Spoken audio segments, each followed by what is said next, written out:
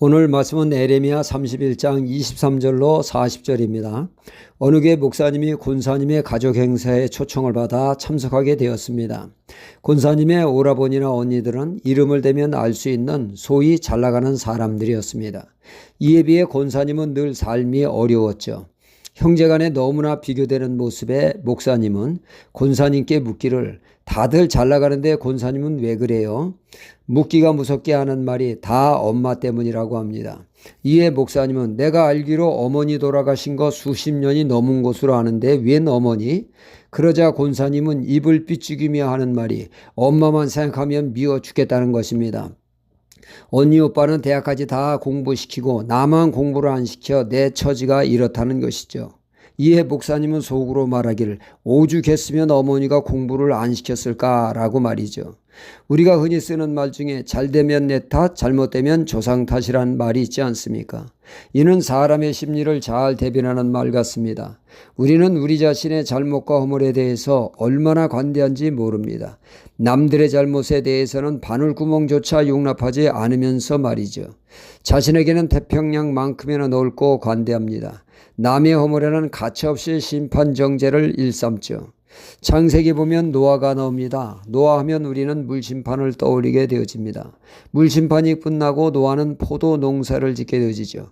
포도 농사를 지어 포도주를 만들어 숙성이 되었나 한 잔 마시고 두 잔 마시고 수리수를 먹다 보니 그만 노아가 술에 취해 온몸이 뜨거웠는지 옷을 내어 던져버리고 세상 편한 자세인 대자로 골아 떨어졌습니다.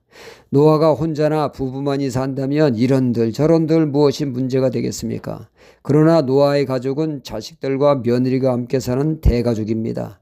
다행히 그 모습을 며느리가 목격한 게 아니라 함이란 아들이 목격하게 되죠. 당대의 의인이라고 하는 노아의 망가진 모습의 아들은 아버지의 주택을 형제들에게 일러 바치게 되어집니다. 이에 셈과 야벳의 형제는 뒷걸음쳐가 아버지의 몸을 덮어주게 되죠.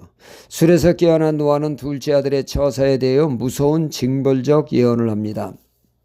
형제의 종이 될 것이라고 말이죠. 아들의 어머니에 징벌하는 모습을 보게 되어집니다. 당대의 의인이라고 하는 노아에게 우리가 원하는 모습은 어떤 모습이겠습니까?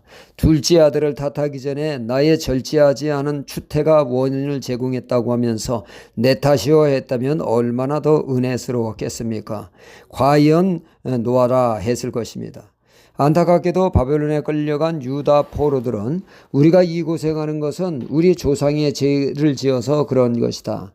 하나님이 선지자를 보내 하나님의 품으로 그렇게 돌아오고 했으나 끝까지 말을 듣지 않고 불순종을 하더니 그만 바벨론의 철퇴를 맞아 포로 신세가 되었다는 것입니다. 이는 순전히 조상 탓이라고 그래서 우리가 엄한 고생을 한다고 말이죠. 이에 30절은 말합니다. 신 포도주를 먹는 자마다 그 이가 심같이 각기 자기 죄악으로만 죽으리라 말씀하십니다. 조상 죄 때문에 고통당하는 것이 아니라 너희들의 죄로 인해 죄값을 당하고 있다는 말씀이죠. 하나님은 언제까지 조상 탓하고 남 탓을 하겠느냐라고 하십니다. 내 죄를 깨닫고 내 죄를 인정하는 것이 바른 신앙의 모습입니다. 그런데 자신의 죄를 모르고 남의 죄만 눈에 들어온다면 그것은 정상적인 모습이 아니지요. 마태복음 7장에서 주님은 3절로 5절에 어찌하여 형제의 눈 속에 있는 티를 보고 내 눈 속에 있는 들보는 깨닫지 못하느냐. 보라 내 눈 속에 들보가 있는데 어찌하여 형제에게 말하기를 나로 내 눈 속에 있는 티를 빼게 하라 하겠느냐. 외식하는 자여 먼저 내 눈 속에서 들보를 빼어라. 그 후에야 밝히 보고 형제의 눈 속에 있는 티를 빼리라 말씀하셨습니다. 남의 죄를 지적하고 비난하기 전에 내 죄를 먼저 깨닫는 것이 순서라는 말씀이죠. 남의 죄를 지적질하기 전에 자신을 돌아봐 자신의 죄를 깨달으라는 말씀입니다. 우리의 삶 속에 유독 눈에 거슬리는 것이 있습니까? 이는 도둑이 재발절인 경우가 대부분입니다. 내가 의로워서가 아니라 우리 자신이 그런 동일한 죄를 짓고 있기 때문에 그런 거 아니겠습니까? 거슬리는 상대를 비난하기 전에 조용히 자신을 돌아봐 내 죄를 깨닫고 회개하기를 하나님이 원하시죠. 내 죄를 깨달으라고 거울로 보여주시는 것입니다. 인간적인 마음은 남의 탓을 하지만 성령님의 역사는 내 죄를 깨닫게 하시고 회개케 하십니다. 할렐루야.